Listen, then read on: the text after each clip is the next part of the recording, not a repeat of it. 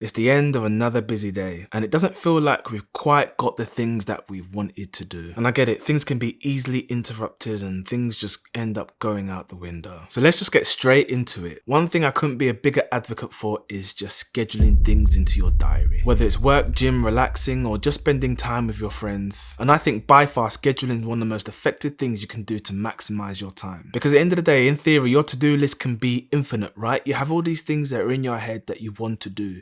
You have a mental note of it. You may even start to do it, but it doesn't actually quite work out in fruition when you sit down and you actually plan to do things. And this ultimately ensures that it's more likely to happen. As I said before, you can have the best intentions to do something, but when you've got on your calendar 2 hours to do this or 1 hour to do that, you're more likely to want to stick to that routine. And when you schedule your stuff in, you can think about what you're going to do in that day, week, or even month. And this is such a simple tool because I promise you, if you implement this just for 1 week, you will probably just double your output of productivity. And when you can view all the things that you need to do within a day or a week or a month, you can actually see where you've got your free time and how you can actually manage your time more effectively. So let's delve into a bit more of the actions of what you're going to do. I like to do mine on the Sundays where I plan the week.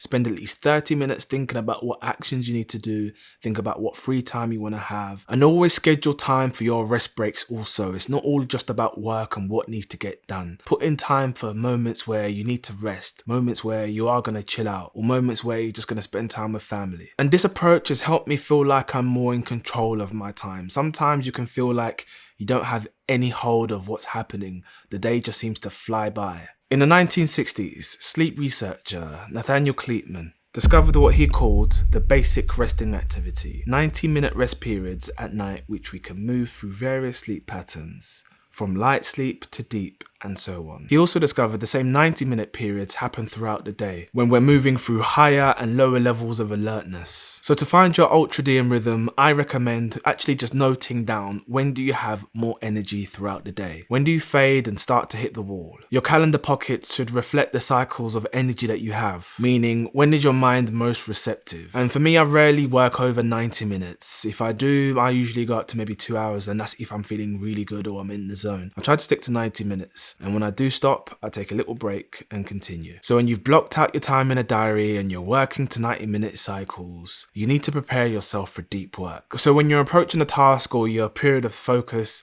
you need to set the foundation like anything else.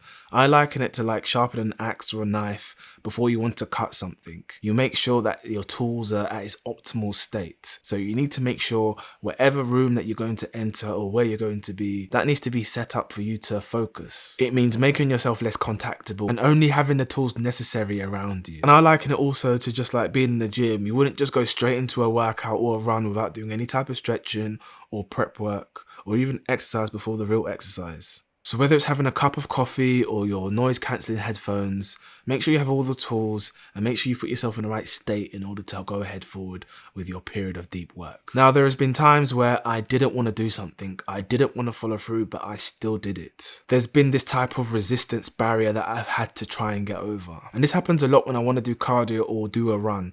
The first 5 to 10 minutes is actually murder. I don't want to do it. I want to get off that treadmill and I want to stop.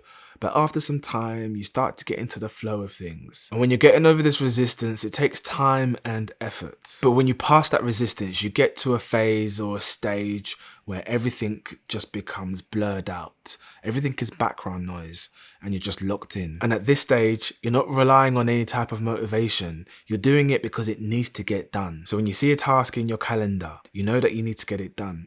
You're not relying on any type of motivation. Then you're setting yourself 90 minutes for your deep work session.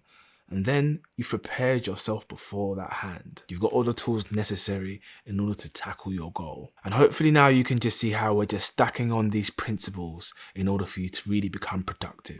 Inputs versus motion. And this is something James Clear talks about in his book, Atomic Habits. And I think this happens far too often when we focus on motion type of activities. These are not activities that actually give us any type of output.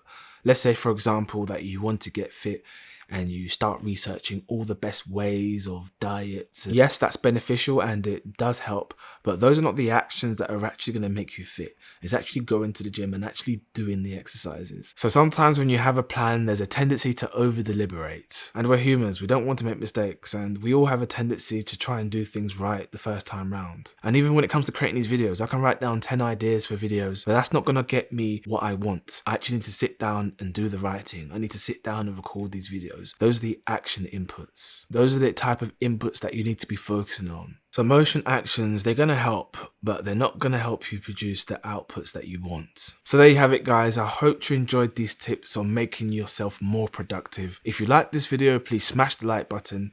If you have any suggestions, please comment below, and I'll see you guys in another one. Bye-bye.